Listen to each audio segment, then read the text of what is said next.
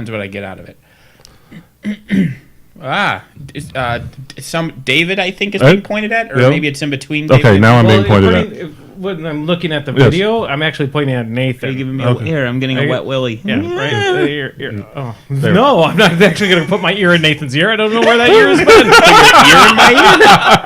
I'm not going to put my finger in your ear. Welcome to episode 250, ear sex. I don't know where my ear has been. Has been? Is, was, will be. I have no knowledge of my ears. Hey. Should I do this intro? I didn't put up the chat at all. It still says it's episode 250. Is that accurate? It is episode 250. Not a prime number, obviously. Yeah. Correct. No. We're just putting up chat. So, hey, welcome to Crippled System. Times 5 times episode 250. 38 more episodes and I get to make my joke. 38? Yeah. I don't think we're going to make it. Just 38 more episodes. I got a joke ready for it. So another year. Math jokes. I mean, it's basically going to be another year of that. Yeah, I mean, that's fine. So in another 38 weeks, I get to make a math joke. You now have a reason to live. Yeah. That and spite. I have 3 total reasons to live. Math joke, spite, and... Defiling Mitch McConnell's grave. Yeah. Oh, is he dead yet? No, which is why I'm still alive. Harkening back to an earlier conversation that describes a significantly large proportion of our circle of friends. Yeah. But seriously, fuck him. Yeah. Hello, everybody, and welcome to episode 250 of your friendly neighborhood Crippled System podcast show. My name is Nathan. My name is Andy. And I'm Dave. And I'm Dan. And I We don't like that I anymore. cut off Nathan. I feel bad now. No, I was done. I was slipping into They don't play NPR and we mode. change too often. I've been pretty consistently playing Northern Realms. Although, man, how about that legendary kegs event 2 days ago, right? Because I finally got Hyman Coral through that, so I can make a Skellige deck. True story. I played Hearthstone for a little bit. Yeah. The bomb thing is actually I really like it. They have like the goofy puzzles that you have to solve. No. I only did one part of it, so I like those. Those are interesting to me. When Magic the Gathering first came out, whatever Magic's magazine was, always had one of those like on the last page. Well, I guess not the last page. like the last page was on the price guide. But it's like, can you play out of this? You have 1 hit point. Here's your cards. Win the game. Yeah, and that's basically how at least the first part of the expansion is for the Boom Dr. Boom thing for Hearthstone. It was kind of fun. And No Quarters had those too. I remember the last one I remember from No Quarter, you were supposed to do like this big convoluted thing, and then we just noticed that Shay could just walk forward and shoot and win. Like they had all these puzzle pieces, and you're like, move, shoot, win, average dice. Or if you want to be cool, move, shoot, Commodore Cannon, win. Yeah, well, I think the Commodore Cannon was like supposed to slam your own guy over something to knock it down, and then you two-handed throw. Like they tried to make it convoluted, and they're like, wait, Shay has a gun, and he's close enough. Should we go over quickly what we play? No. No? Mostly Northern Realms right now. No. Yeah. I think I play Protectorate. You don't play Brutality anymore? No, I've been That was mixing me. between brutality and tactics. Oh, Tactics is obviously the correct build to go by. Are you shitting me? I did. Brutality It is obviously the garbage. correct, but it is the least fun. True. The correct thing to do is only unlock death orbs and ice bows and then do tactics. And I saw a guy kill the Hand of the King in like 2 seconds because he just dropped 2 death orbs on top of him. It was hilarious. He didn't even get to mode change. Just melted him. I have not gotten the Death Orb unlocked yet, so Yeah, I haven't gotten It's the Death Orb ridiculous. yet. It takes that's up what like I'm your working whole on. screen, and it just inches forward and does like 1 billion damage per frame. It's just this. It is a death orb. It breaks the game. And it's a skill you can have 2 of. Yeah. Okay. It's a shoulder Awesome. button skill, and it's Yeah. purple. And just go bleh. Like he just dropped 2 on top of the Hand of the King, and it was gone. It was really fun. I went with a full on Brutality build where I took just ice and fire grenades, and holy shit. That's actually not bad when you're able to just toss ice and fire grenades every 2 seconds out at things, Yep. and then have a crazy kick-ass weapon as well. Yeah. And have an ice bow, just to have an ice bow, because all of those equipped are negative damage taken. Yes. Yeah. The negative damage. And gets- nobody cares how much damage you do with your ice bow anyway. Yeah, although the issue is with bosses is that they build up resistance to elemental effects as you fight them. Yeah. And so when you try to build based on stuns and freezes and fires and bleeds, it does not work for bosses, which is, it's a shame currently with the design of the game, but that's fine. Yeah. You have to build differently for bosses than you do for everybody else. And that doesn't work because it's not like you can change your gear before the boss. Correct. Well, I kind of wish you had like a closet or a chest that you can use in the game, so you can swap out gear Yeah. or store. Like, I got this one bow that's amazing, and I just want to store it. Sure. But the game would just be absolutely broken. Well, It I mean, sounds like to a- it's broken to- after I get Death Orb anyway. Oh, it is very broken after you get Death Orb. I mean, to a point, because the slows from the ice bow works on most of the bosses, at least partially. No, it 100% Yeah. works the first time you hit them. Yeah. And then it 50% works the second time, and Yeah. then so on and so forth. And so because the bosses have such inordinately large pools of health, until you get like up to the 3-4 cell difficulty levels where you're just doing a billion damage a nanosecond, because they have damage caps Yeah. and they build up the resistance, and so they just become a slog fighting those bosses. But Death Orb gets around those damage caps because it doesn't do a single big chunk of damage like a bow or a sword does. It does a billion paper cuts. True story. I need to get a Death Orb. So- I've gotten most Who drops things it? in it so far. I don't remember. I can actually look it up. Yeah, you can find it. But yeah, when you get Death Orb, the glory of Death Orb is a thing. Yeah, I know it's not on one of the boss levels, or it's actually no, it's not. It's not one of the where you need a boss orb for it, or the boss cell. Yay. I'm tired because I just got back from a 6-game excursion playing Blood Bowl at the Chaos Cup. Which Dwarfs? I was playing Dwarfs. Yep. Because they're my only painted team, and Dwarfs are very solid and generally in Blood Bowl. You mean a faction of all 4s for stats is okay? Well, not Strike 4. There's a couple fast guys in there. There's runners. They run 6. But no, it's a crazy fun adventure over at the Chaos Cup. They had, I think, 100 and I know it was over 100 people there for this year, which is significantly more than the previous years. I had about the worst encounter or the worst record I have ever had at the Chaos Cup, and I've been to all of them but one. I ended up going 1-4-1, and my tie was actually me convincing my opponent that he could do it. And he did it, so it was a tie. So you're almost 2-4, but then you're like, "Come on, buddy." You could do it. And yeah, and I may have opened his eyes too, because he was like, "No, that's just stupid. I'll never throw it to my golem." I'm like, "Nah, you should do that. You should do that. You should totally do and more that." importantly, you have nothing to lose by Yeah. doing this. Right, and that's Nothing the to lose. conversation you're describing. Somebody's like, "Oh, that's got a 1 in a million chance of succeeding." Sure, you have a 0% chance of winning if you don't try it. Correct. Yeah, yeah. He ended up having a flesh golem break away from the line of scrimmage, and the werewolf tossed him the ball. He caught the ball, and then ended up in the zone. So that's a circular saw. I was just showing them the Death Orb. You can now see the Death Orb, and one of them will talk. It's all right. It's the buzzsaw. Oh, Yeah. See, goodbye. So if you want to never have challenge in the game ever again, get yourself 2 Death Orbs. I mean, but apparently part of the thing is you have to grind a long time to get to Right, it. like this guy talked about, he literally started a new save and only unlocked Death Orb and like Ice Bowl. Like he's like, he literally can get no other drops because that's it. that's honestly what I would want to do with that game, because some of those other brutality weapons are Or it's like just most shit. of the brutality weapons are terrible anyway. Yeah, I would never unlock the cursed sword ever. Yeah. It would Yeah. just Brutality is shit in general. I had fun with it. So I mean, I know you have. But But so that's it depends after what to look for. playing- Like, sure, you enjoy Spartan sandal a guy off a cliff. Sure. Yeah. That I mean, ain't a no, game-winning tactic. Spartan Sandal's not even fun. It's just awful. Andy enjoys the Spartan sandals. I love kicking people off the cliff. Yeah. And so that's the thing is like, And it interrupts other people's attacks too, which is nice. and like Spartan sandals is a big argument that people have. Like the designer of the game is like, yeah, they suck. I know they suck. I think they're fun, so they're staying that way.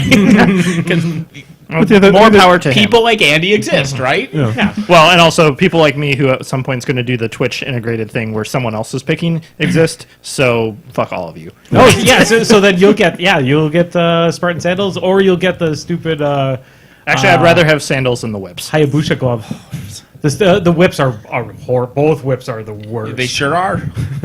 The pure brutality whips, because I mean, there are The actual benefits whip, to not the lightning whip. bolt, not the actual like. Oh, full- lightning bolt whip is cool. Lightning- those are fine. The actual we're Like ripping off Valmont's- Castlevania. Yeah, Yeah. Valmont's whip and the wrapping whip, the one that brings monsters closer to you, so Yeah. you could make it. I mean hit that you one so you quicker. can die. that one at least sounds better than the Valmont whip. That one just is just awful. If you can actually get the tip to hit something, like if that. I don't know if I hitbox could was do that bigger- without putting a piece of tape on my TV screen to know where it is. You into that? I mean, if you smacked something with that, like I had a legendary Valmont's whip, and when that thing smacked on the tip, whatever monster it When you hit got it with just the tip, it works. just the tip. Yep. Buck, buck. Oh yeah, the tape will work. Yeah, I just remember Okami. I don't know if any of you guys played Okami, but there was a enemy. Was it Blockhead? It wasn't Blockhead. Whatever his name was, but they would show like weak points, and then you had to tap on those exact spots. And so the key was just get a dry erase marker and just stab your television when they showed the weak points, so that you could remember where they were a minute later when you had to actually do the mini game. Because like the last one had like 20 of them, and you had to be like dead on where they were, or else you didn't get it. Can you imagine doing that, sharing that online, and then having some kid take like just an actual magic marker to Like like a television? Sharpie. Take that. Yes, Tau Beast in chat. We are discussing Dead Cells. Yes. Well, I guess now we're discussing Okami. Yes, because if you're not playing or have not played Dead Cells, you are wrong objectively, and you need to fix it. Yes. Somebody should have recommended it a year and a half ago. Yeah, but it didn't I exist. gave you credit once you called me out on it. That game didn't exist then. That is true. It was a different game then. But I mean, it that's didn't how exist. It early was- access exists. Yeah. Honestly, I don't remember you making It's fine. early access. But fucking A, yeah, I played the shit out of that. And we talked a little bit. We haven't really seen each other in like a month. No. So Nathan, where were you? Yeah, there's something that I had happened. family recently. visit. Hey, so you know how they say people don't quit jobs, they quit bosses? Yeah, Yeah, that's definitely true. There's definitely a point where you hate someone so much you're willing to not have income for a couple weeks so that you don't Yeah. have to see them ever again. That's Usually okay. worth it. Yeah. Yes. It's the mental health is worth it, and I'll be fine. But oh my lord, yeah, job abandoning felt so good. Felt so fucking good, and then the fact that 2 other people followed me also felt good. Oh, really? So that did happen then? One person left 2 days later. Like he left at the end of it. I left on Wednesday. He left on Friday, and he's like, "I don't think she realizes I'm not coming back next week." And then the other person either technically quit a week before me or a week after me. I'm not certain, because he went on a 2-week vacation. And then, like, I'd been texting with him, and I'm like, yeah, I just left. He's like, okay, I'm not coming back from vacation then. So depending on where you count it, he either quit a week before me or a week after me. Those poor fuckers when he's scheduled to come back, they're like, Yeah. "Yay, we got somebody back No, finally!" Like, yeah. oh, that person's not coming back. At least with me and those 2 guys leaving, and somebody who job abandoned 2 days prior to that, there's literally 0 people in the copy center, which is the most profitable and difficult and skill-based section of the entire store. So that'll go well for him. Hey, you know what? The sign to employers: treat your employees right, and not shift the fucking blame to your employees when shit goes wrong. Because you had mentioned something like that. Oh, that yeah, there yeah. was a lot of blame shifting for shenanigans. My favorite was she talked about how I had forgot about this when I told you everything else, but when I was acting store manager before they transferred her over, there were like conference calls that I had to do like on Tuesday mornings, and they were hour-long conference call, and I'd touch base in the beginning, and then they do questions and conversations during the conference call, as you do, and then at the end you had to like talk about your takeaways from the meeting and your goals and blah blah blah. And so given that I was literally the only manager, if there was like a customer service issue or I had to go open the safe for the guy with the gun delivering our money and all that stuff, I might step away from the call. And so she called me about the fact that I was not always on the call like I needed to be. It's like I literally can't. Like, you want me to just ignore the store for an hour and a half? Wow. But that's fine. As soon as we started that conversation, I'm like, oh, okay, I'm leaving in 6 hours, so I'll just smile and nod. I don't think it's Death Orb. It's Aura of Laceration, I think. Well, whatever it's actually called. But even then, it actually is really easy to unlock. All you have to do is 5 daily runs. There you go. I did one daily run because I knew I've done like 3 of them. Yeah. But I have thought about Once per day. Yeah, I have thought about starting over just because every time I spin the sails to unlock something, I'm like, hey, I just got this thing that now drops sometimes instead of ice bows. Fuck. Yeah.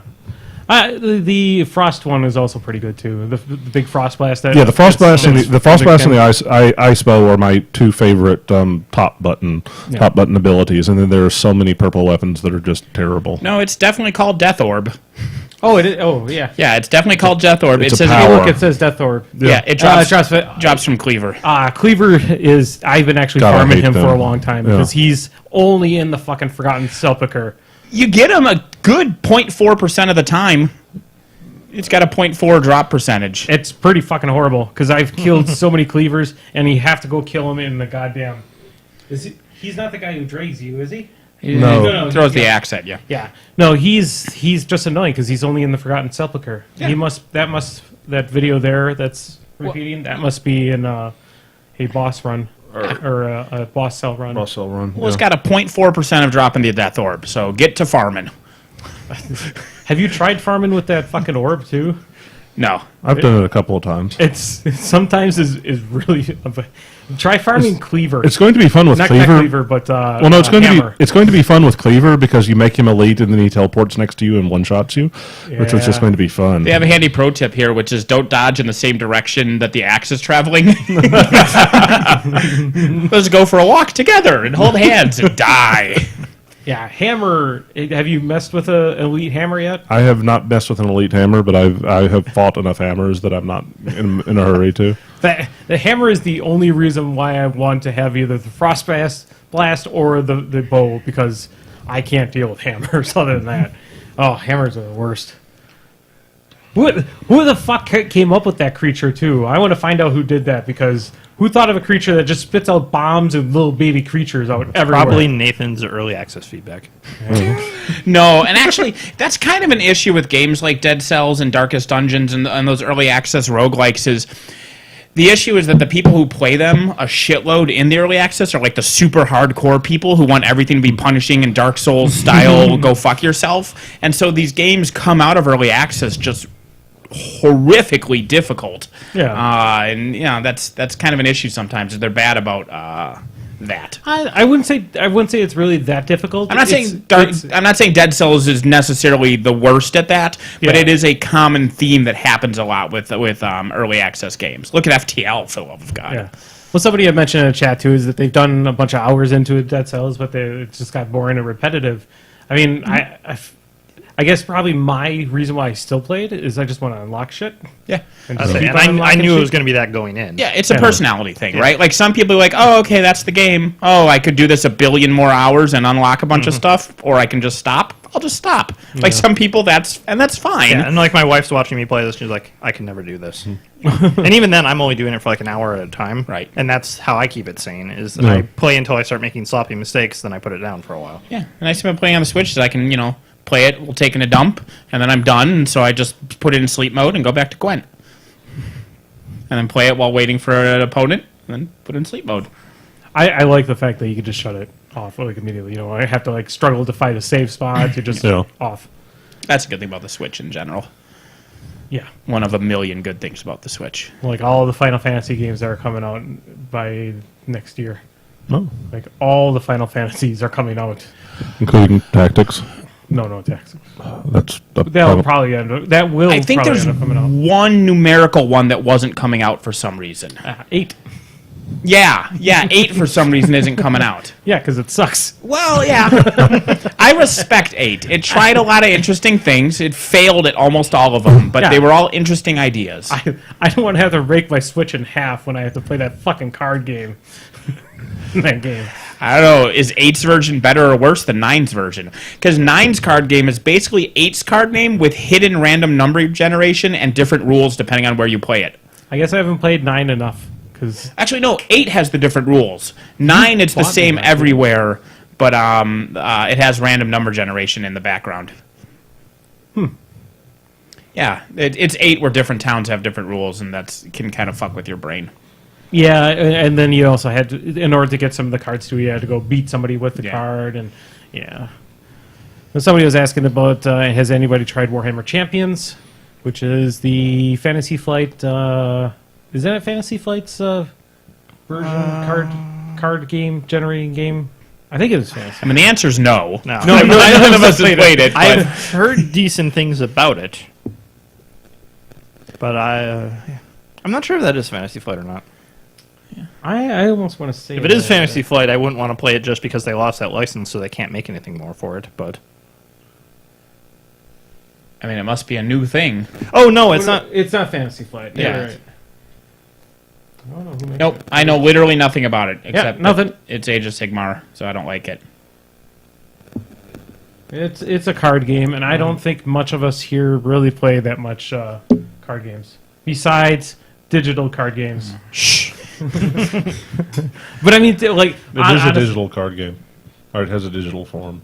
That's, okay, because I remember. Well, so does Magic. Yeah, I mean, so it's the same thing because I heard Jay's review of it from Gen Con, where one of the things you can do is you scan your cards and then can play those same cards digitally. So it still has a pack-based mechanic, but That's fucking awesome. Stuff you unlock in real life is also unlocked in your online. That is I mean I probably will never play the game, but that is a very very awesome idea. That was the thing I hated about fucking Magic Online is like I'm gonna go and buy a digital pack for the same price as I would pay for the physical pack. Yeah. And I get this really cool card. I can't play with this card anywhere else. I mean, You know it's like regular Magic, but you can do it with a fear of needles. I do like the wild cards that they give you in the Magic the Gathering Online. Like every so often, as you're doing your daily quests and stuff, instead of getting like a pack or whatever, you get like a token for a certain rarity, and you can just cash it in for a card of your choice. Oh. You can say, "I want this specific common," Which is the only way you can do sign with that large of a catalog. Yeah, so that's cool. Although on the other end, the digital card game I have zero interest in, just because the economy sounds so stupid, is Artifact. Like Artifact can go to hell. What is Artifact? What is Artifact? It's like Steam's digital card game that's coming out like in a month. Oh, that's the You know how you can earn packs and stuff like that? Allegedly. No, you can't. They've just said you literally can't earn it. Everything you get, you have to pay for. Your dailies will be for cosmetics only. You can play 1,000,000 games. You can do 1,000,000 daily quests. They ain't earning you a single fucking pack. Give us the money. Hey, you know who's not going to play that? Me? Us. Well, I mean, like somebody sure who not actually me. does digital games. I mean, that's bull. Streamers will play it, and the people who are addicted to the streamers will play it because their streamers play it. Well, and they'll also get their streamers to buy more shit in it, Right. as well too. So I mean, you're going to basically supporting your own addiction with Right. if you're streaming it. Right. Well, they'll gift to big name streamers to get them streaming to drive the revenue, to drive the interest, Yeah. and then the streamers will buy packs with their funded from the subscriptions, and then those people, I'd but- say I would rather play the that. Fantasy Flight one where it's just random deck only exists once. oh my god, I actually would too. I would I'm- rather spend yeah. the $10 on one of at those. least that one is just going to be once you learn the game. It's like, okay, fine, let's just buy 4 decks and see who wins, and then we bin it. Yeah, I'm just waiting. I'm just waiting for That's what I thought the how the Warhammer secondary Champions market of that works. So if you guys listening aren't aware of this, is that the new Fantasy Flight card game is designed by Richard Garfield, but every deck you buy is unique, and you have to play with a purchased deck With that deck, yeah, yeah, 'cause with that. they deck. have There like is a- no deck modding. It is Yeah. locked in. Yeah, it is locked in, and you just buy it. You buy it off the shelf, and you get a deck of X cards, It's and random. you have to pay. You don't even know your faction. Yeah. I think you know faction. No, I think it's completely random. Okay, because there's like 5 or 6 factions. What I heard was I know each deck is made up of like 2 or 3 factions, but I think it's Oh, just all right, yeah. Yeah, I mean, you could be right. Maybe more info came out, but when I first read it, I thought it was just, hey, roll the dice and cross your fingers. No. So I'm just waiting for the secondary market for that, because if they play it competitively at all, how much are good random decks going to cost? The problem is how you know what's good. They also said that there's, like, because there's a QR code tied to each deck, so they said that, like, actually, like, like, this game can't fucking be played competitively, you psychopaths. But in theory, if it was, if somebody, like, wins nationals with this deck, they can actually track it. And then at tournaments, they'll say people playing this exact deck have this handicap because this deck is too good. If it ever gets generated again accidentally. No, that deck. Like the deck I own, I go and win nationals with it, and then other tournaments I go to, they scan my QR code and they say, okay, well, that deck gets you an X hit point penalty in every game because it won nationals. This is amazing. So your path to the glory. You might have to take a harder strict schedule. Maybe, but yeah, they said they have QR codes and they can use that for errata to specific targeted decks if they turn out to be too powerful. So Nathan, here's your errata. How would Like this would be perfect Just for personally. Keith. He's If already you sell used the to deck on eBay, you have to bring, like, here you go, spoiler alert, there's errata too. It's like Keith would love this game. He's already been personally targeted by several game systems. Yeah. Criminy. It's just how fuck you, Garfield. It sounds really cool in a casual format. Yeah, like I could see like dropping $40 on 4 packs and just throwing them in a shoebox and having them at your house for when 3 buddies are over. Yeah. Like a $40 board game, right? Yeah, I get to play the monsters again. Yeah, whatever. But fucking tournaments? No. Yeah, it's Oh, that's going to be hilarious when they like literally nerf individual people. That's going to be great. It seems like it's just like Smash Up. But But at But at least like Smash Up has a finite number of combinations. Yeah, that's true. finite number of combinations that you get to intelligently cause versus just I mean, given the number of pop culture, no, you don't get to intelligently cause. sure you get to purposefully choose. Just waiting because the game's going to come out and there's going to be the "fuck you, Nathan" errata patch. Because it isn't even like Smash Up where you take the 2 factions and shuffle it. Yeah. Right? Yeah. It's more like in Magic how there's red and black, and then you take 20 random cards, each of red and black. So there's a million different red-black decks that could be made.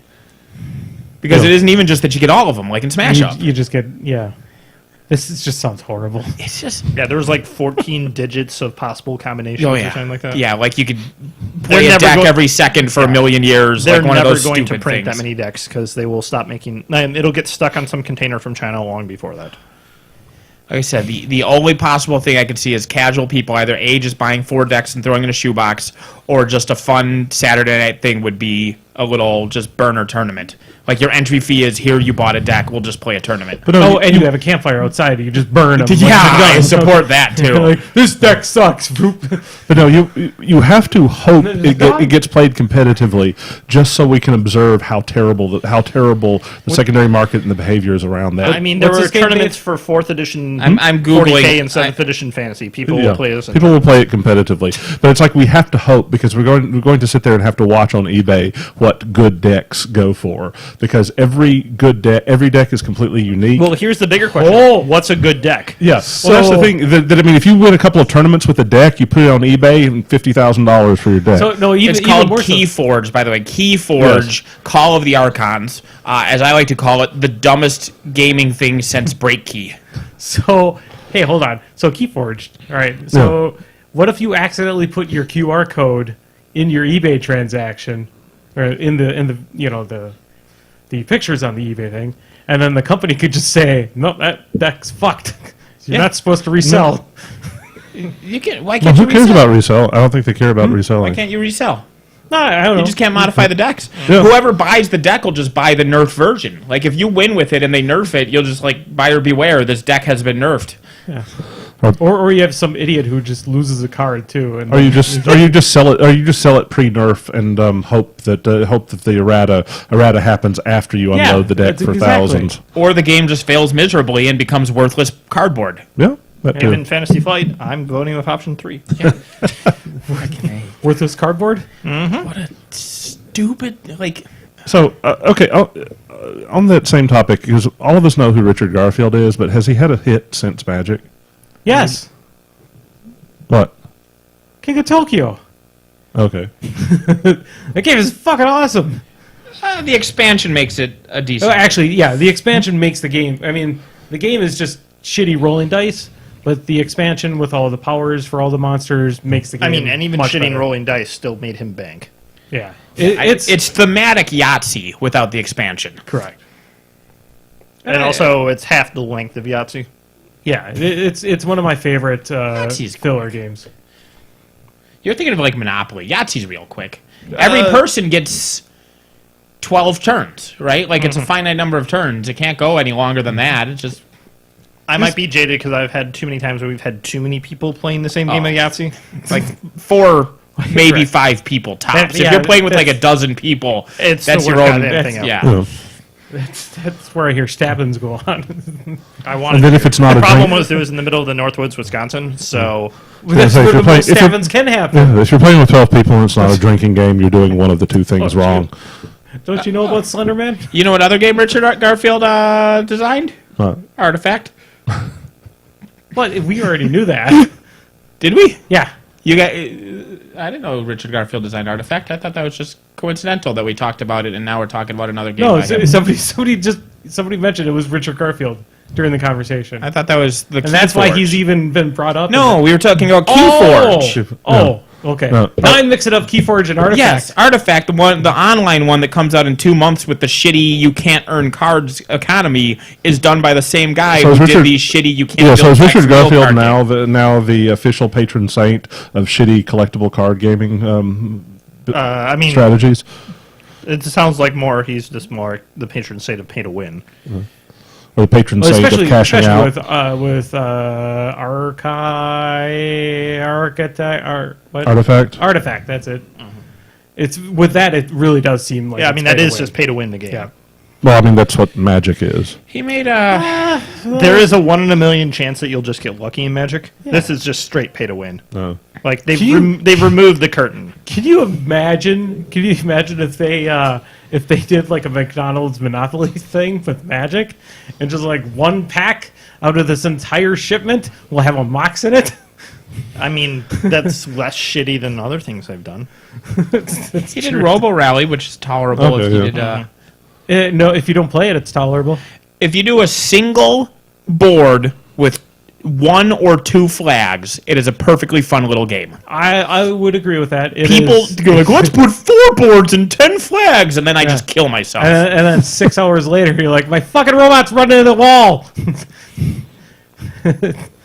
Yeah. Oh, he designed Rocketville. That is one of the worst games I've ever played in my life. What? Good job. Rocketville is a shitty board game where basically you just like did a series of like 20 auctions, and each auction everybody just drew a random card, and then that card was their bid value. This doesn't sound like Raw at all. Well, imagine Ra, but Oh. each tile auction we shuffled together all the bidding tiles, and we each were just dealt one. That sounds horrible. I'm like, hey, I got the big one, I win. Yeah. And then we do another auction, we shuffle them up and deal them out. And you go, I got the big one again, I win. Aren't I good at this game? It sounds like Titanic versus Iceberg. Right. Titanic vs. Iceberg could not possibly be worse than Rocketville. It was. At least Titanic versus Iceberg will be quick. No. I also played the- it. I played it at Gen Con. It's at least a 12-turn game. I played it at Gen Con when it came out. There was like a Wait, little. you released Titanic versus Iceberg without me? No, not It's yet. in early access. Early access. But Just hold on. Let me mind meld. they had a little like demo / mini tournament thing where you played a game and whoever won the game got a free copy of the game, and my buddy Scott won it, and then he just threw it out on his way out of the hall, like directly in front of their booth. Like he just walked 10 feet and threw it in the garbage and kept walking. Yeah, there's some. And it just reminds me of at Adepticon when Fantasy Flight was was the official release of Legion was at Adepticon, and I went by their booth and they had 3 tables set up and couldn't get them filled with people playing at the biggest miniatures gaming focused convention there is. Well, I mean, their Fantasy Flight has has a reputation in the terms of miniature gaming For which is- abandoning things after Yeah. that, too. Their board games are amazing. I love Oh, yeah, just because about every board you're game. not dependent on any of their expansions. Yeah. Like, that's the problem with their entire production model is they're at the whim of a really shitty shipping company who always is late. Because that was Star Wars. X-Wing, that's what killed it for me. Not X-Wing, but the dice game. That's all Fantasy Flight too, Yep. isn't it? Same And problem. that had- Armada, same problem. Yeah. Legion, same problem. Yeah, it's Well, Legion has a double problem also of people are 5-1 wanting to play Empire. Yeah. Yeah, the faction everybody wants to play because we're all, terrible nerds is also the one that you just spray paint white and it looks terrible. Did you see the image of the coloring book? The kids' coloring Yeah, book? the Kylo Ren. The Kylo Ren and his stormtroopers. It's You just black drew and the white red. picture. You just drew the red on his lightsaber and said, "I'm done." Yeah, I mean, Here is the most stunning review of Rocketville I can find, by the way, just because I wanted this. If you think of it as a light game and manage to get it for a low price, you might find it's not that bad. is that on the box? Because that'd be amazing if that was There on is the a guy box. who compares his version of... here, I'll read this one more thing because it was funny. Here's what the ad copy says about the game. In the retro future hometown USA known as Rocketville, there's no greater honor or privilege than holding the office of mayor. The goal of this fast-paced game of luck and strategy. Traveling from district to district via rocket, players campaign for votes, making promises, garnering endorsements, and recruiting robotic assistants in a mad dash to win the popular vote and the game. Here's what I have to say about the game. It sucks. So he just basically cut and copied the whole summary and then... That was the box's summary, and that yeah. was his counterpoint. yeah. Oh my god! I would actually recommend people, if you see a copy of it in your local game store's demo pile, play it and then ask them if you can burn it. We should check at Pegasus if they have it in the play area. It is the second worst auction game I've ever played. What's the worst auction game? It's called Senator. Okay. And the best thing about Senator is you'd play a total of 5 auctions per phase, and there's 3 phases, and at the end whoever has the most wins. But when you're in an auction, you can either keep it or give it to somebody. And if you give it to somebody, if they have competing things, they all just mutually self-destroy each other. So if you manage to win an auction, someone else will just win an auction that canceled it and give it to you. So the winning scores are 1 to 0 to 0 to 0. And even better, so there'd be 5 or 6 auctions, probably 6 auctions for the 4 of us, okay? Each of us, you have a hand of bidding cards. Each of us has one card that's the assassin. If you play it during an auction, that auction is canceled and all cards put onto that auction so far are discarded from the game. There's 4 of us. There's 6 total auctions in the phase, which means 2 actions actually happen, and what'll probably happen is you win one and then Dan wins the other and nukes yours. And then we do that 3 times, and then we throw it away. The only silver lining to Senator was that my buddies and I who played it, we each kept an assassin card, and we would just use it in future games. We'd play, we didn't play War Machine, but in theory, we'd be playing War Machine, and Dan would feat, and I go, nope, assassin. And be like, my feat's canceled, the game is ruined. It was the only silver lining of that pile of shit. I mean, at least they put a clock mechanic into it. Because otherwise it's Munchkin. Yeah. Oh, fucking A, it was so bad. So fucking bad. I got yelled at for bagging on Munchkin at the Chaos Cup. I'm like, that game is honestly, it honestly isn't bad. Yeah, it is. Unless It you is. have the people who make it bad in the group. It's like Illuminati is not a bad version of the game, but if somebody has the assassins and they use the assassins correctly, it's the worst game in the So world. Illuminati and Munchkin both have the same flaw, which is a flaw in a lot of Steve Jackson games, which is that there is no internal clock. Right? Correct. They Correct. can go Yes. on literally forever. Yeah. Potentially. Even without that, Munchkin is a pile of shit compared to Illuminati. I mean, I will say Munchkin is better than Flux, it is better than Flux. but that's the only good thing I'll say about Munchkin. Probably. I mean, the last time anybody asked me to play Flux, I said, "Can we just flip a coin and make it quick and get it over with?" You should definitely not play Flux because we didn't play test this at all exists, and it usually takes about 45 seconds to play, so it's much more enjoyable than Flux. Because that, at least, there was the card that says if the shortest person at the table ever has this card, they immediately win the game. Other players are encouraged to hold it above their head, just out of reach. And we were playing with Katie Shea, and it was adorable watching her hop up and down trying to get it out of my hand. I've had one good, enjoyable Munchkin experience, and that was at a tech conference where the 6 of us playing, none of us knew each other. Then it actually worked because no one had any problems with like trying to do random alliances that would immediately fall apart. Sure. As soon as you play that game with any pre-existing knowledge of who you like and dislike, it falls apart immediately because you fall into playing a team game that was never designed to be a team game. But even without pre-existing alliances, like, isn't there still, hey, that guy's 1 point away from winning, let's dogpile him to 0. Now somebody else is 1 point away from winning, let's dogpile him to 0. Oh, look, we're all at 0. The game started over and it's been 2 hours. We didn't hit that problem also because 4 of them didn't realize you could do that. Okay, So that'll help as well. correct. So we put a clock based on inexperience. Well, that makes sense then. So, So it turns out the secret to playing Munchkin is not knowing how to play Munchkin. Yes. Gotcha. God, that poor guy that at the board game days that would set up his whole Munchkin all of them, like 50 collection. boxes. Oh my God. Jim in chat says he's the person you don't want to play Munchkin with because I play to cause problems. That reminded me of, I think I've told the story of the Order of the Stick webcomic had a board game that came out, and I played the demo at Gen Con, and I made the demo guy cry. I think I remember you talking about this. This is a few years ago. Oh, it was adorable. He just was like, please just finish the game. And he was crying. Because the game was fucked. It didn't have an internal clock. And, Lord, I'm like, fine. Like, my character is designed to steal other people's treasure. So, like, one person got treasure, and then we all just kept stealing the treasure from each other. The guy's like, can you go to the next level of the dungeon? It's like, no, fuck you, treasure. Yeah, well, that's an elaborate test, and you should go and revisit your rules after that. Should. Just bolt on a clock. It'll sell better. Yeah. Or because the big thing with the Order of the Stick one was you were supposed to go down like 4, almost Cutthroat Cavern style. You went down like 4 levels of a dungeon, and then you killed a big boss. And then, it's actually more like, what's the game? Like, the game you guys played where, like, somebody escaped with rope and it was the most valuable treasure. So they won Dungeon the game. Quest. Dungeon Quest. So it's like Dungeon Quest. You go in, you grab your treasure, you get out. And whoever has the most when they get out wins. Mm-hmm. And when you got to the bottom and slayed the big boss, a timer started, so you had to flee the dungeon. Mm-hmm. But that timer didn't start till you got to the bottom and killed the boss. But you could still steal treasure from each other from day one as soon as you entered the dungeon. So we never left the first floor.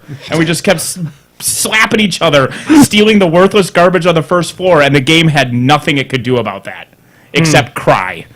So it's probably the worst day of that guy's life. Is there a board game without a clock that's good? I mean, in theory, the deeper tactical board games like chess or Go or something. Well, Go has a clock, right? Because there's a finite number of moves. Yeah, although you can clear, it must eventually there's naturally still a go. finite number of moves. But like chess, in theory, Chess technically, I mean, if you play by FIDE rules, it technically has a clock, but that clock can effectively the clock rarely gets hit. So I watch a lot of Achievement Hunter, and they did a Let's Play. And they did a Let's Play of Uno that turned into Uno the movie. As in, it was like a 3-hour game of Uno. Yeah, no. Because they can't cut anything out of it. Like, they can't cut out like non-interesting parts of the Let's Play because then it would be no. Because it wouldn't make sense. So yeah. I can't think of one. Like, apart from something deeply strategic like that, where you can technically really slow play. Can Diplomacy do that? No, Diplomacy has a finite number of turns. It does? Yeah. Okay. Yeah, in fact, because Diplomacy is a timed game, no, I guess it doesn't have a finite number of turns. But, yeah, the clock in Diplomacy is that no one trusts each other. Yeah, like, so I guess you could just 7-player stalemate if everybody just crossed their arms. It's just, yeah. But eventually you'll all just declare it a stalemate or somebody will break. Mm-hmm. Sure, right? Sure. Chad asked if the Order of Stick isn't it just a team game. It might be now. It wasn't when I played a demo a decade ago, I'll tell you that much. Yeah, somebody is mentioning his pre-Death Clock War Machine. Actually, I mean, there was still a round timer, though. Well, no. Well, if you play War Machine without any clock at all, it's terrible. Or scenario. Right, that falls under my umbrella of I will not play a game that does not have a built-in timer. And if that built-in timer is a literal timer, that's fine. Yeah. But I need something that makes me know that I'm not going to be playing 7 hours of Flux. I miss playing diplomacy. I mean, back when I lived in Kentucky, time. I said I had a copy, but I said I had a terrible place to play diplomacy because I lived on the 14th floor and had a balcony, and with the group of people I knew, I'm 90% sure that if we played diplomacy in my apartment, somebody would have been Was over it the Brian who balcony. said that he watched somebody eat their... No, that was me. you? Yeah, I saw somebody be force-fed a fleet marker. Yeah. Those two guys weren't invited to any more game days, 'cause that wasn't entirely diplomacy's fault. That was more on those guys. Yeah, we need to play. I want to play in person. Yeah, I yeah. want to do an in-person game because I don't know. Like something about playing online with people I know was actually weirdly frustrating. Yeah. Like I don't mind online when with we started nobody. playing hidden name, that got better. Yeah. Like open name was awful. Open End was kind of awful because we had the pre-existing things, and maybe I'm just not as good. For some reason, when I play online with like 6 random people I've never talked to in my life, I have a blast, and when I play in person, I have a blast. But the online's open name with people I knew were just rough. Mm-hmm. Plus, some people were really weird, like the guy who didn't show up for the first 4 years and then showed up and fucked everything up even worse by showing up. Yeah, it turns out diplomacy is awful when Russia just turtles and does nothing for the first 4 turns of the game. Yeah. I've never Do you remember played. the online game where the Turkish alliance was so strong there was just the ring? Yes. Yeah, around Turkey had a line going around Austria, like into Germany and France. Austria didn't even have anybody. He was pushing into Italy, just all his territory empty. And It we're was just a like, really bad time to be Italy.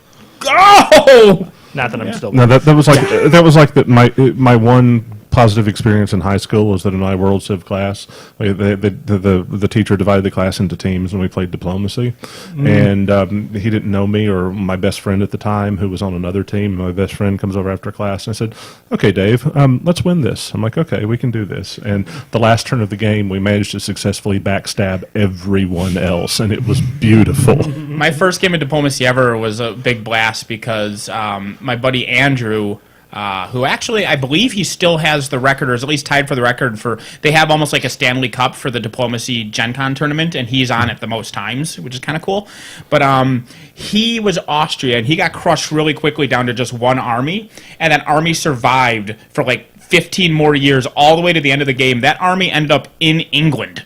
Like, France convoyed Austria's army with German support onto English territory. It was just this little red mercenary army just bouncing around fucking with everybody. Just every fall, they're like, go little buddy, you can do it! Just moving from supply center to supply center. You only get one, but Yeah. Yeah. Oh, sure. Because as soon as they'll be like, all right, you're moving off because I'm taking it, but I'll help you take that guy's next. So we were all just shoving him onto each other. Technically shared in the victory.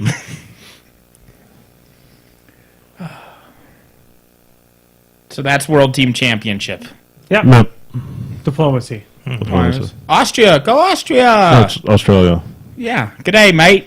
Austria did well though, but they didn't win. This is did better this than is us. a very Yeah. deep.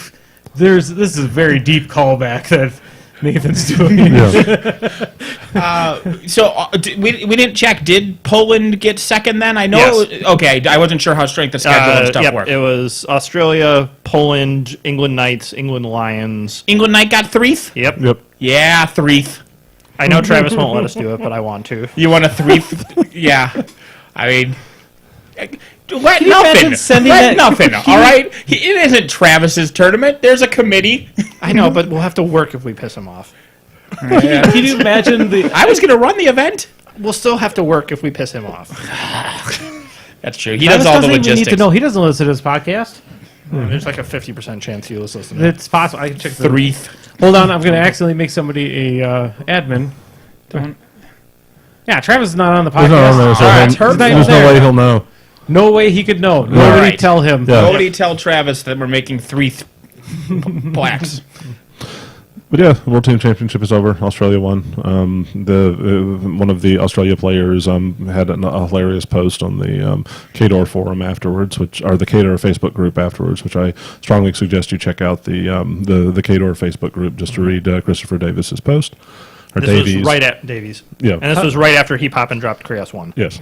Also, did- pop and drop on beating Krios 1 with Eros 2 by a pop and drop is just karma in action, and it is just How beautiful. how did USA do?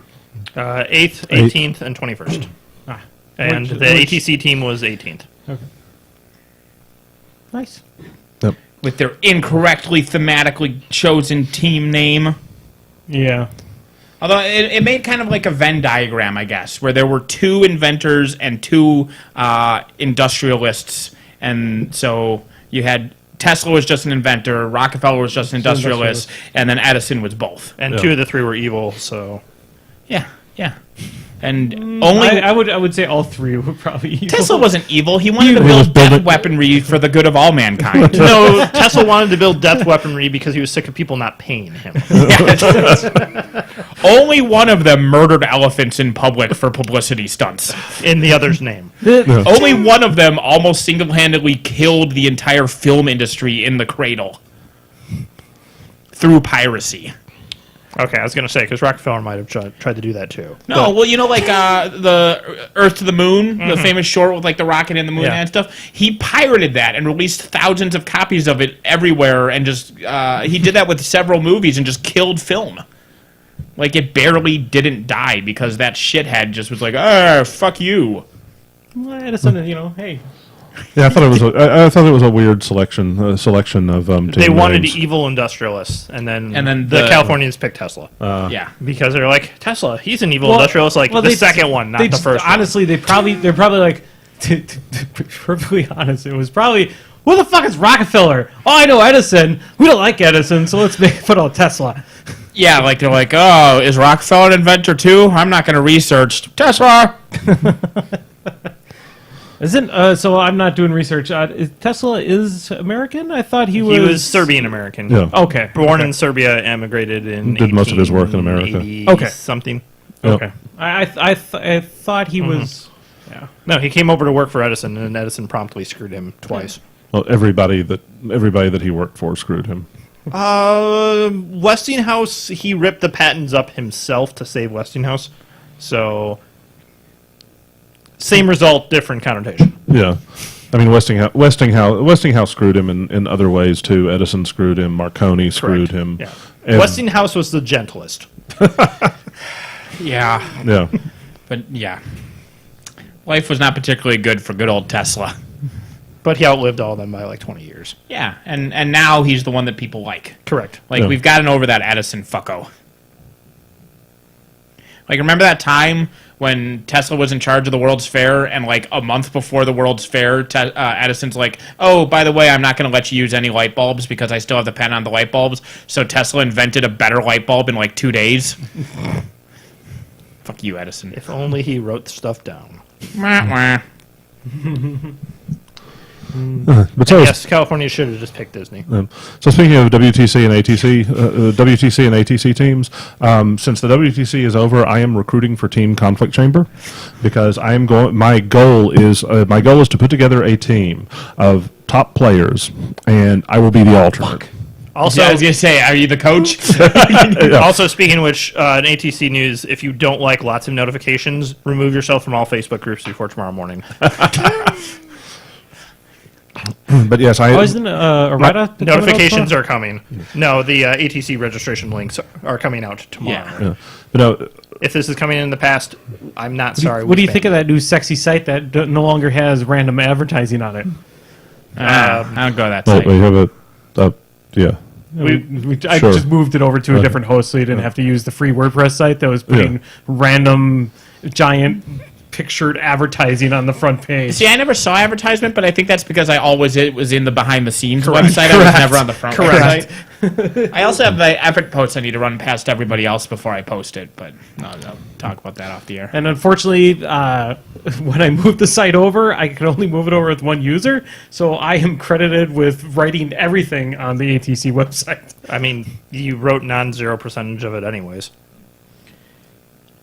What? What? You had at least one post on there, so you were Did in I? the top 3 or 4.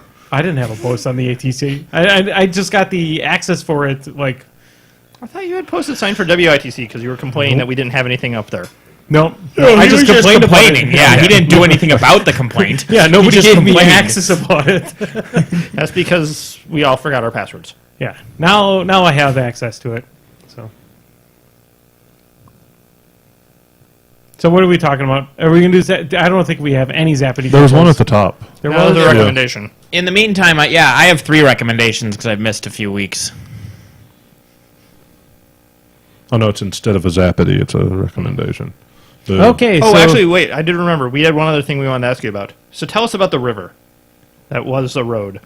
Oh yeah, that was. Oh, I need to send Andy that video so he can put a logo on the way. Yeah, that was when it flash flooded. For those who don't know, Madison had a massive flash flood. What the hell was that? I just had a great idea. So the truck that drives by in there, I could impose crippled system. Just take that. No, I feel that we need something classier, like a Keith head or something driving it. Or no, that's Muse, and they splash, and then our crippled system window goes up. But no, Madison had a real bad flash floods, and I was driving to pick up Raylene to then carpool home because we were just going to leave one of the cars there, and then it turned out we really needed to leave one of the cars there because as I was getting to where she was, I was going through an intersection that was about 1.5 feet deep water, and the car in front of me stopped, which meant that I had to stop, which meant that I was stopped. So I managed to coax the car into starting again. I hydro-locked the fuck out of it. So it managed, if I floored it, it was going 2 miles an hour. Oh. It limped around the corner. I parked into the parking lot. I'm like, all right, you're dead. And I got everything out of, I walked in the rain, a half a mile to where Raylene was. We drove back, cleared out all the valuable stuff from the car. We forgot to get the CDs out of the glove box, so I lost a couple CDs. I knew I was going to lose one CD because it was in the radio, and I had previously torn off the front of the radio and thrown it out my window, so I couldn't get that CD out of the radio. So, sorry, emo. Did you white truck this?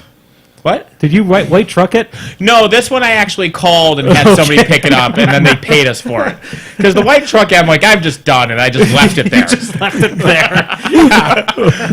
Yeah, I just walked home, and 2 weeks later, I got a bill from the state. They're like, we towed your truck and junked it. You owe us money for the effort. Yeah.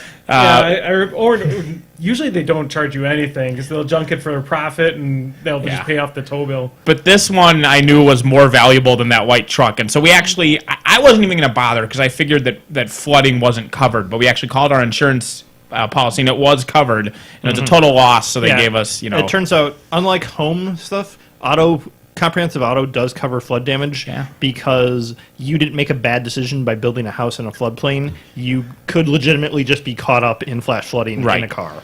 Yeah. So, so that was good. So the car went away, so I'll have to get a new car soon. Yes. Yeah. We always were very scared of the day that Nathan was stuck with one car and living an hour away. Yeah, that's where I am now. Luckily, I don't have any commute right now, though. So that works out really well for, mowing the lawn and stuff. But yeah, as soon as I get a new job, I'll get a car. But yeah, so that was good. Oh, and so then we're like, well, let's try waiting out the rain because it's really bad. We don't want to drive home. The Beltline looked terrible. So we went and saw a movie. 4 inches later. Yeah, it got worse. So it was 12. No, I'm just saying after the movie. I'm trying to remember what movie we saw. Raylene, what movie did we see? Okay. Raylene didn't. Huh? Okay. She doesn't remember either. Fuck. I'm going to find out what that movie is because we just have the best review of it ever. Yeah. Yeah, that's how good of a movie it was. We just don't remember it. You know what it was? It was Ant-Man and the Wasp. We went and saw Ant-Man and the Wasp. Well, that movie's good, though. It's kind of forgettable a little bit. The mid-credit sequence was really good, though. Not the end credit, the mid-credit. Mid-credit was... end credit is the ant playing drums. That sucked. That was fucking stupid.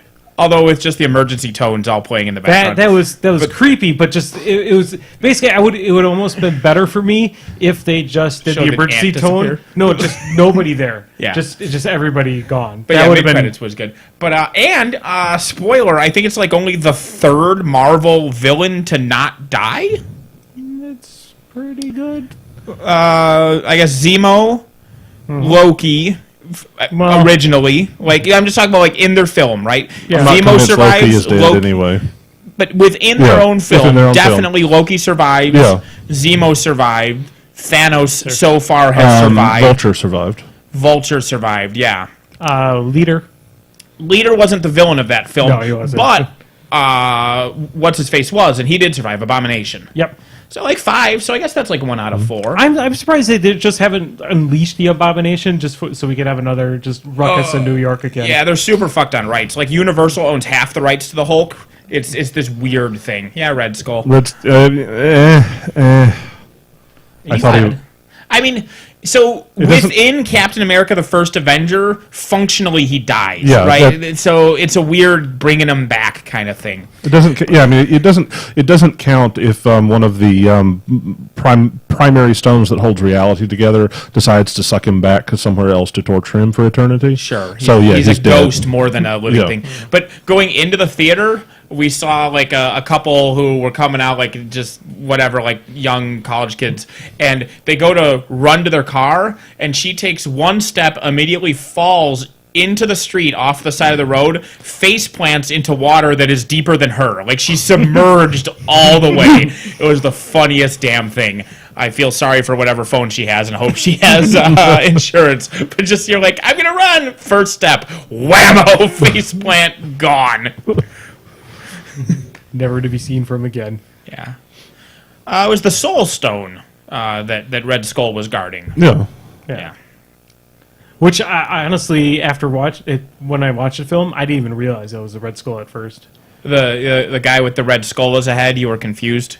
I just didn't notice the I mean, color. that was 20 movies ago. I mean, I didn't notice the color, and it was a very dark sequence. I didn't notice the color, and I just assumed that it was somebody that looked like Red Skull because Because they Red didn't Skull get was Hugo dead. Weaving back. I didn't even put 2 and 2 together. I thought it was guess Hugo Weaving. It was not Hugo Oh, okay. Weaving. It was a Like, guy he who didn't looked even show vaguely up? like Hugo Weaving. Yeah, Hugo Weaving didn't want. Apparently, that makeup was a nightmare. Okay, I don't know that's if they fair. did a better job for this new guy or if this new guy just was willing for the paycheck. Well, it but was- Hugo Weaving after He the was on screen for 15 seconds. So. Yeah, I suppose sure, I but could if that see why. 15 seconds is 10 hours Yeah. of makeup, that still blows ass. Yeah.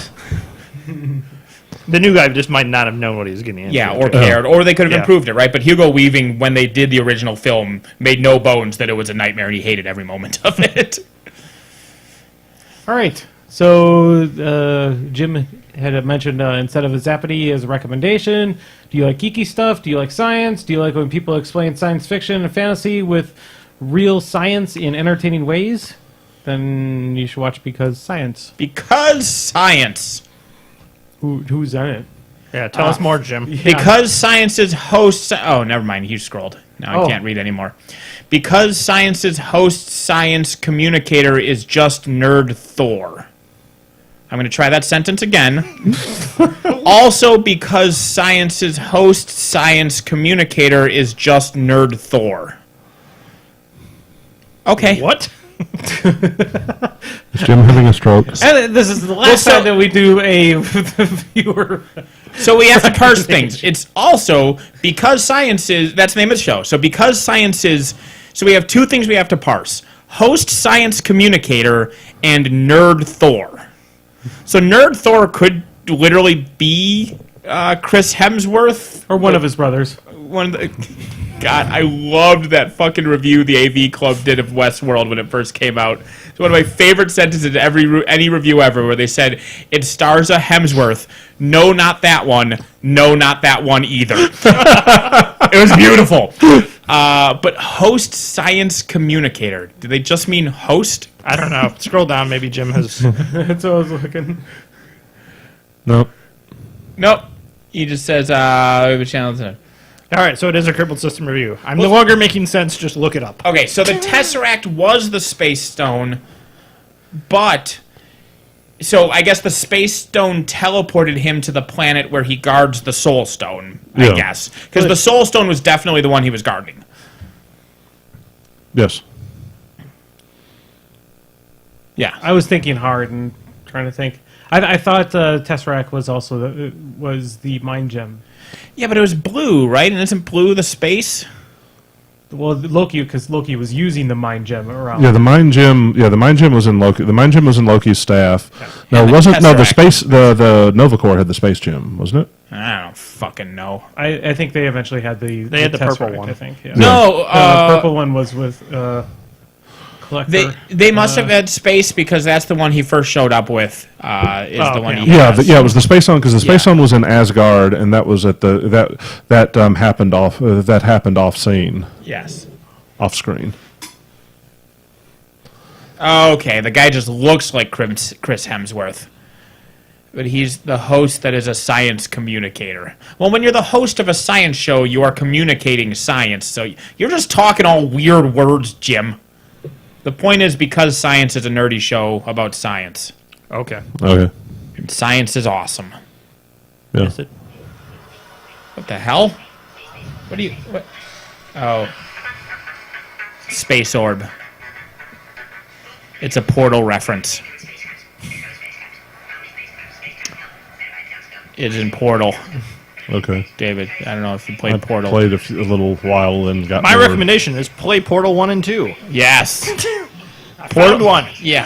Because Portal 1, you can beat the game in like 5, hours. like if you know what you're doing, it's like a 20-minute game. Yeah. But your first Yeah. time through 2 leisurely... to 3 hours. Yeah, It's an 2 to 3 hours. enjoyable You're- evening. Your first time through is a long time, and then 2 years later when you play it again, it's a long time too. Until you're like, oh, wait a second. Portal 2 is so good. Yes. The narrative in that game. Yeah. Portal It's 2 great. also has a little bit better replayability. Portal 1, the second time through, I'm like, this is kind of boring. Sure. Yeah, because it's just there was- puzzles. It's Well, like- there was a lot of one way to solve puzzles. Correct. Whereas There's- Portal 2 had a few more multi-solve. You say there's one way to solve puzzles, and then you watch a speed run of it, and you're like, "Oh, that's not the one way." I mean, but they That's a break different the game. puzzle. Yeah, that's a different puzzle. That's the how do I break the I- physics engine so I go outside the map and fuck everything. Yeah, I don't like those type of speedruns. Those speedruns, I recognize the skill that it takes them to do something like that. I mean, it's like hacking at that point. Yeah, Yeah. well, It's just a different category, and you got to yeah. appreciate it for its own thing, right? And that's I- why they have categories. Yep, I appreciate the pure. No out of bounds is No out of bounds your shit, main. yep. Yeah. My recommendation is it's probably not going to be a very. People are probably not going to agree with me, but I mean, it's your time for your yearly Blood Bowl recommendation. no Blood Bowl. I'm sick of it for a while. Boo, Blood Bowl. No, it's a show that I think is 100 times better than the one that everyone's all fucking hyped about. Is it? Is it? 700 Club? Humans. What is humans? As in over Westworld. Is it? I got done watching the second season of Westworld, and Well, second it was- season of Westworld was not good. It has the same exact problems as the first season. First season actually was really good. I did enjoy it, but I fucking with the timelines. It's so fucking annoying when I'm spending half the movie going what it's or the show. It's just fuck it. Go watch. It's a show that's it's a BBC show called Humans. It's originally also shown in the U.S. here under AMC. Go get AMC's app, download it, watch it. It is a great show. Overall, it like Westworld is really kind of set in the very future dystopian world. Or utopian, like a weird, yeah. Dystopian, utopian. I mean, it's set really far into the future, and to me, Humans feels like this is something that could literally happen during my lifetime. Sure. And it's the characters, everything that it's written for. It's a is similar. really good. You keep comparing it to Westworld because it's a similar thing with the like androids. You know, where are they different than us? What rights do they deserve? That's kind of like the driving. That's kind of how the show Moral, is more androids' rights. Yeah. But it really started off with basically just androids, and then eventually them going rogue. Right. And then Incredibly similar thematically to Westworld, which is why you Correct. keep comparing them. Correct. But I think it's done better. because it's not contained, right? It's more of just like it's not like in a little amusement park. Like it's just like in a normal city where this stuff starts happening. It's worldwide. Right, exactly. Worldwide, So yeah. so Humans is different in so much as it's a global event that's happening Correct. that everyone has to deal with instead of just here's 20 guys, get some guns and try to contain it. The first season is probably has one of the most emotional things I've seen on television in a very long time. It's really good. Yeah. I've recommended it before, and I will, after watching this last season, recommend it even more. humans. It's good. I'm going to recommend Wisconsin cheese curds because fuck it. Yeah. Curd Fest is coming up because they delayed Awesome. it because the flash flood was the weekend it was we almost supposed to happen. destroyed the county, yeah. Oh, that sucks. What? Flash flood. But actually, hold on, that helps because now I can go to Cheese Fest, Cheese That's true, 'cause curd you were fest. gone. Cheese Curd Fest, because I was gone Yeah. in a different state at the time. I don't need another reason to be fat. I mean, how many reasons do you need? Not many. Culver's, Taco Bell, chili. All right. I had 3 recommendations, but I forgot one of them in the meantime. And either or both of these might be repeats. I can't remember because I've done so much cocaine. But the first one was going to be the author Eric Larson. I just thought of him because we were discussing Tesla. Eric Larson, the comic book artist?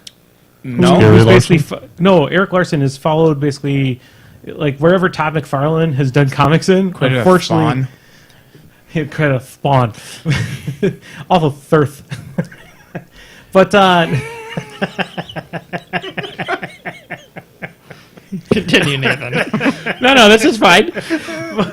no, he's the author and artist of the Savage Dragon. Is Eric Larson? Is it ERIKLARSEN? SON. Oh, that's a weird Larsons. I'm sorry.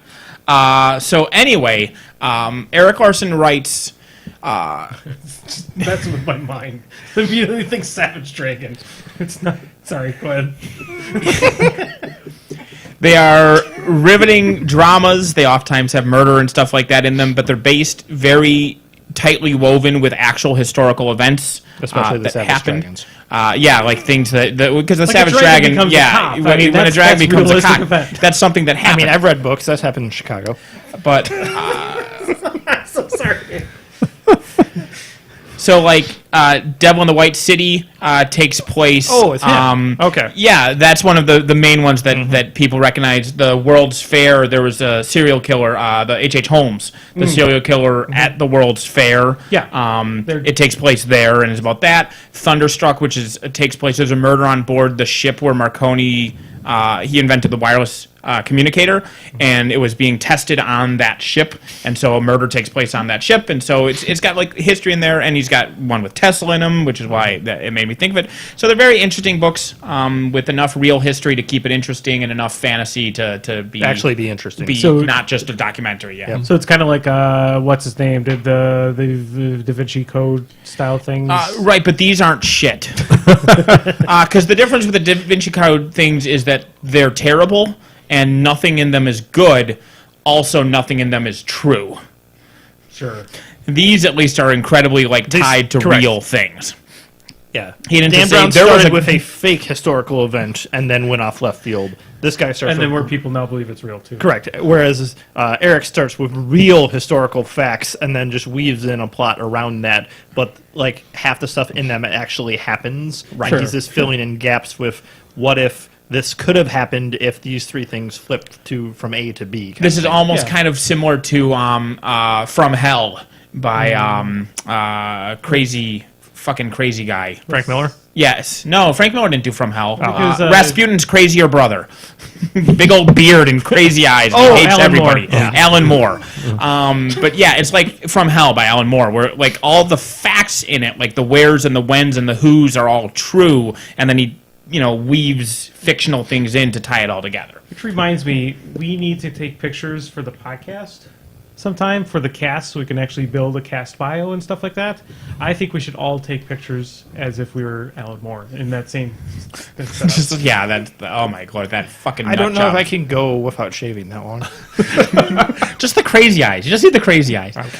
But I still don't remember the second review, so I will go on to the third recommendation, which is fucking Alan Moore. What a nut job.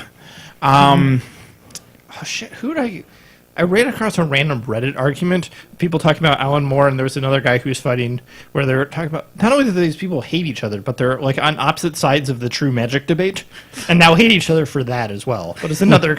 It might be no, it's not Frank Miller. It's another comic person, but they They first hated each other for their work. Now they hate each other for their beliefs. Double hate.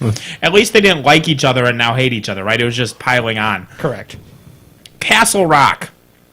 That's, It was on Hulu. oh, okay. It was on Hulu. First season is done. It was 10 episodes. They already approved a second season, but they said it's going to be not necessarily. It's going to be a different storyline. Like it's just going to be. It might take place still in Castle Rock or whatever, but it's going to be completely unrelated. Although maybe tie in because Castle Rock is. It's based on Stephen King's stories, like plural, like. They mention Cujo attacking people. They mention the events of The Shining because there's a character who's the Torrance's like niece, and so that's what. Yeah, okay. Apparently, Raylene says season 2 is going to take place in The Shining. But so, if you're a Stephen King fan, there's all kinds of little tidbits and references. Like they mention the Needful Things store. A bunch of people caught underneath the dome someplace? I don't think they mention a bunch of people trapped under a dome. No, but they mention they say the crazy dog, which assumedly is Cujo, although he does have 3 stories with crazy dogs in him. But the sun dog isn't like a real dog because he's trapped inside the Polaroid camera, so I don't know if that counts. Maybe I'm going too deep cut. It's probably Cujo. But it's probably Cujo. But anyway, so and there's little lesser tidbits like in the background. Like there was like Claiborne's coffee shop, right? Which is just a little nod to Dolores Claiborne. And so that's the fun thing. But even barring all that, the story itself is just really good. It's 10 episodes long. It's short and sweet. It does start out very slow burn, and then episode 4 is when the slow burn hits the powder keg and explodes. And then episode 7 is really in the running for my favorite episode of any television show of the last decade. I fucking loved it. So it's 10 episodes long. You can binge it in a day on the Hulus. Highly recommend Castle Rock. It also has Bill Skarsgård, the guy who plays Pennywise in the shitty It movie that came out. I heard it was good. It wasn't shitty. It was aggressively mediocre. Okay. I mean, you're also coming from folks that just enjoy Tim Curry's performance as Pennywise more than. Yeah, it was. My issues with the It thing is more just a lot of dumb boo moments, and dumb boo moments bore me in movies. You know, like you and I when we went to Muppet Sex Crimes, and there was the trailer for The Nun, and it's like, oh, she jumped out. Boo. Like, that's not interesting to me. No, I was wrong. He was fighting with Frank Miller. He was, okay, God, that's 2 psychopaths right there. Fucking Frank Miller went off the deep end. He started reading his earlier stuff, knowing what happened, knowing what he became. Miller, I'm pretty sure he was just better at. He just stopped hiding it. Sure, I guess. Frank was good at writing comics. Frank was horrible at writing anything else. Man, no, he got bad at writing comics too. Actually, fucking All-Star Batman and Robin, man. Okay, yeah. We've already been down this road. Yeah. But like his actually one of his movies is actually not bad. It's probably Nathan and my favorite of the series. RoboCop 2. Yeah. Arctic Circle, no, it is not the guy who wrote Mouse. Alan Moore wrote Watchmen and other such things. League of Extraordinary Gentlemen. I worked on, I think it's Supreme with Rob Liefeld. V for Vendetta. Yep. I mean, he has made many things that he has disavowed completely all movie productions of. And unlike Frank Miller, Alan Moore is batshit insane, but everything he does is still amazingly good. Like, the only thing that I would say isn't necessarily amazingly good is, I think it was called Lost Girl. Yeah, which is weird. It's weird. I did love it, and I respect it. Like, there was an interview, and someone was like, you know, this very potent story, and it has adult themes. Like, how do you approach a story like this and make it so thematic and heavy without it just being pornography? And his response was, it is pornography. I made pornography. This is porn.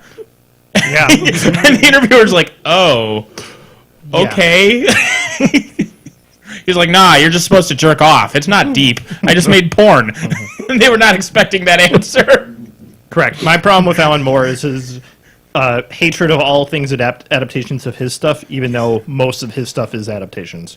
Yeah, and frankly, most of the adaptations of his stuff are really good. Yes. Yeah. Like, there's been a really good, like, The Watchmen, the movie, was a really good, was a biggest really good, complaint was really the best that they faithful. could Well, do. It was a really most people's faithful. complaint with Watchmen is it's too faithful. Yeah. And I can never figure that one out. I thought I really enjoyed it. Like, and the one big plot change they made, you had to make. I really appreciated that. It's Yeah. It also saved 20 minutes. yeah. Yeah.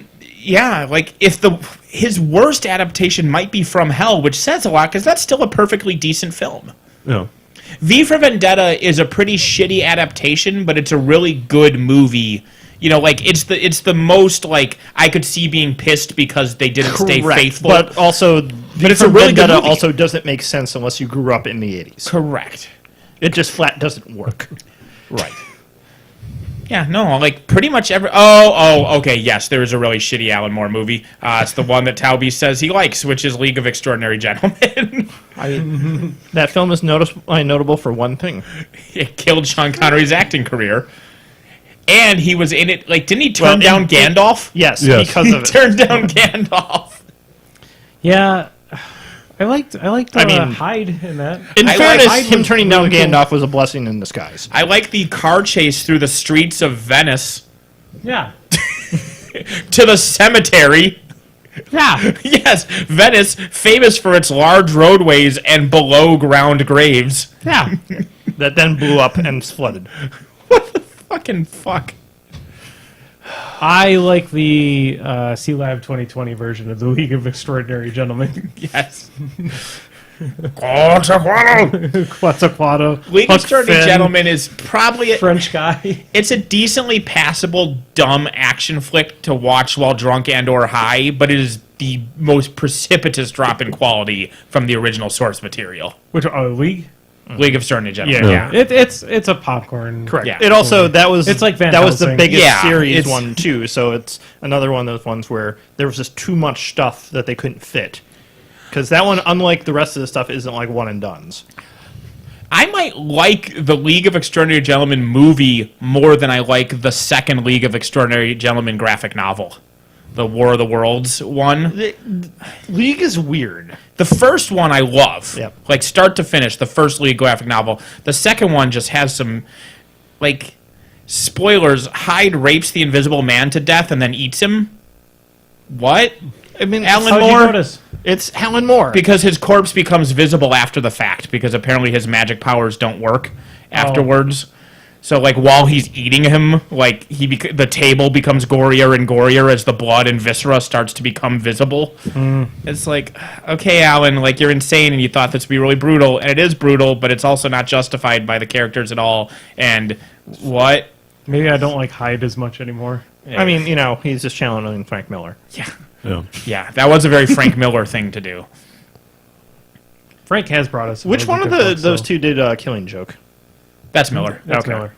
Yeah. Well, the thing is, though, the Killing Joke, the adaptation of that is horrible as compared to the comic book. Because the comic book Killing Joke is really good. Yeah. Or the graphic novel of it. Yeah, the adaptation. It's another comic book, Mom. It's graphic novels. yeah. The mangas. Mangas. That's my weeaboo impression. All right. Matt. All right, I guess we're done with recommendations. I'm done with Zappity Grumbles. It feels like we've been here for 3 hours. It has only been an hour and 25. Well, fuck you too. Unless something's fucking happening.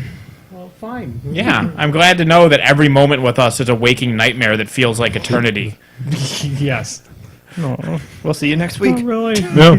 I said I was like pining for your presence, like Rude. throughout so many of the episodes previously. Wait, Andy. Wow, now he's just Hold telling on. you guys you suck. Andy, because of that, how much will you pay me not to bring up the word? What word? The word. I don't remember the word. Nate, Is tell us bird the about word? Gwent. Oh, actually, so this was really cool. Where's the button? They did something this so when Homecoming comes out, they're gonna mill everybody's accounts. Just every card you have, they're gonna mill, and they're gonna mill for face value. So every card you have, you'll be able to make into any card of the same rarity. So that's super cool, super generous.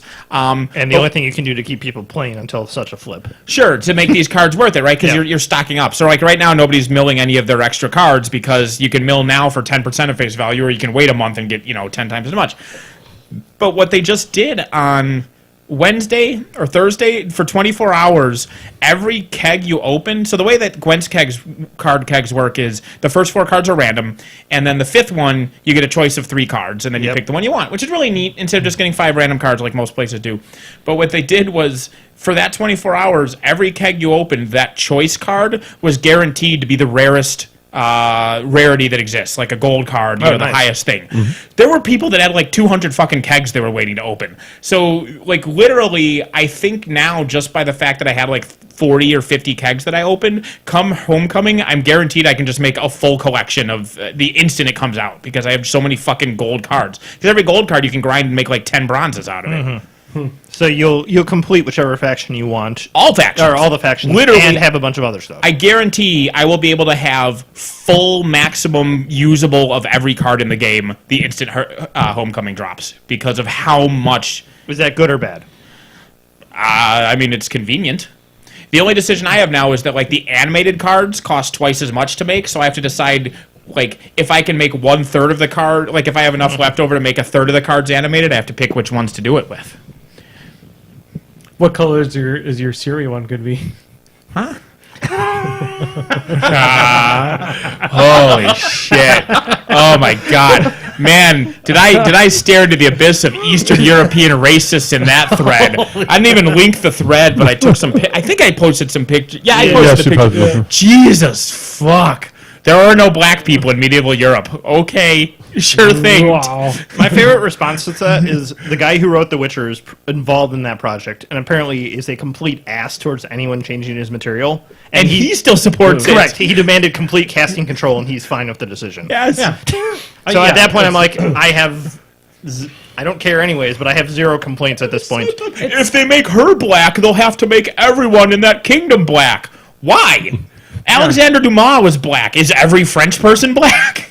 This makes no sense. And they're like, oh, if you make her black, you have to make her dad black. She's adopted. She's fucking adopted. It's a huge plot point. But it's not the plot point that lets me be a racist. No, he's not racist. They're just accurate to the source material because reasons. So made up vaguely Poland. Oh my god! And these are the same fucking people who say it's not a big deal when you have Scarlett Johansson play a Chinese woman, right? They'll be like, she's the better actress. Give her the role. But of course, she's better than Nate. She's white. Yeah, at the same yeah, time, exactly. I mean, that's the other thing though too. Is like the creators of Ghost in the Shell said, yeah, that's perfectly fine. Yeah, they were all for it. I'm. But the creators were wrong. Yeah, exactly. Yeah. Oh. No, what was the other movie she was going to do, and then they pulled her out of after that? Shit, I can't remember. Well, there's the one with the gal that played. It was, I remember a yellow plane in it. I don't know. I thought the best case of that was in Doctor Strange, when they recast the Ancient One. It's like, oh, that's vaguely racist. It's like, no, it's just hyper greedy, because if they made the Ancient One Tibetan like is in the in the comics, they couldn't show it in China, and that's a big market for movies. Yep. Yeah. And the only defense of that is at least there was a reason besides, being a shithead. Yeah. I'm kind of curious why. And then there's Iron Fist, which is just kind of like an homage to whitewashing. No. Iron Fist is not white Russians.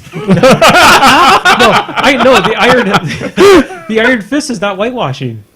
It is He has always been as a white guy. Yeah, no, that's the point. It's not whitewashing. It's white man's burden.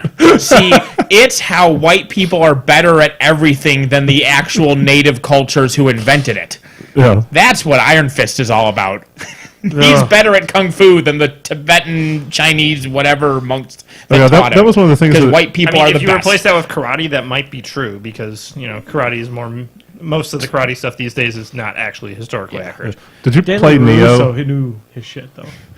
Also, there's no karate in the Karate Kid movie starring Jaden Smith or whatever his name Oh, the is. second Karate Kid.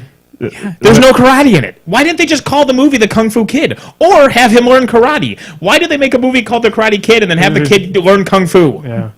The fuck? The fucking Cobra Kai show is so good though too. So, Yeah. Nathan, did you play Neo, the... Oh, the Samurai Dark Souls. Basically. Yeah. No, I did not. Okay, because that was I started playing it and I realized it's like, wait a second. So the whole plot of this is that a white dude washes up on the shore of Japan and just picks up a samurai sword and is better than everyone else. Correct. But it's a Japanese game made by a Japanese company. Well, again, catering to the audience that's going to give them money. Yeah. They're like, the round eyes will eat this shit up. They saw that movie with the crazy Scientologists. They'll play this. That God, rant he's good makes at me movies, sad that though. John's given up a War Machine. Aw. So I won't be able to hear another one of his rants. That crazy Scientologist does act very well in films. He is good. Also, he has a great Twitter handle because he's, part of his Twitter profile has, been running in movies for like 40 years. What's his? Yeah, not his handle though. but the profile, the bio, yeah. Yeah. What? He He's been running to movies for 40 years. all he does is that what- run directly towards the Correct. camera. That's what he's all about. With his T1000 weird run. Really, and I rented Upgrade. That movie was pretty good. Yes. Yeah. We saw it without you. Yeah, I know. Thanks. Gornis says they can go for a white Russian or a blind Russian. Being able to go for a blind Russian right now is kind of like how Crippled system works. Yeah. Yeah. We're always okay to go for a blind rush. Yeah. And you've made I it had- this far. I had one last night at some weird bar in Chicago that I had to teach them how to make it. Like I said, you can just order a mudslide. It's No, it pretty much the same thing. sounds much better when you say blind Russian, because then they're like, what? Sure. You say mudslide, they're like, oh yeah, I know what that is. That's a foo-foo drink. I want a flaming rum punch, heavy on the cinnamon, light on the cloves. I think I got that slightly wrong, but that's what Clarence orders before he's thrown out of the bar in It's a Wonderful Life. Never seen it. So he's seen about 60% of it. Never seen It's a Wonderful Life? Nope. That is one of those classics that's legitimately good. Like- It's a classic that's on my television every year at Christmas time that I'm like, no, I don't want to watch. I'm going to watch A Christmas Story instead. Yeah, less now because Christmas Story they do the 24-hour loop Correct. of it. It used to be because It's a Wonderful Life was public domain because somebody fucked up, Yeah. and so it was public domain, and so it was on every channel 20 times a day Yep. every year, and then NBC got the rights to it, so now they just show it like once or twice. Yeah, I don't never seen it. It's really good. Like Miracle on 34th Street? No. Yeah, it's Never seen okay. it. Yeah. Actually, I don't It's know. Wonderful Life. It's better. It is. Because it's not. I mean, the end. It does the pull on the heartstrings at some points, but it's a dark fucking movie. Like it actually flopped when it came out, and part of it's just because it is a depressing film. Has it got spaghetti and maple syrup in it? Yeah, it might. Probably. In various aspects in the background, people might be eating it. I know there's an Italian family buying a house. They might have spaghetti. With maple syrup, though. No, not with maple syrup, Oh, but okay. there might independently be maple syrup elsewhere. Somebody hits a tree, if that's a maple tree, sap would be coming out, which is kind of like syrup. So you have like the noodle maker who's driving his truck hits Yeah. a maple tree. Yeah. You could have maple syrup in. Yeah. And You sure could. Just hit the button already. Really? Put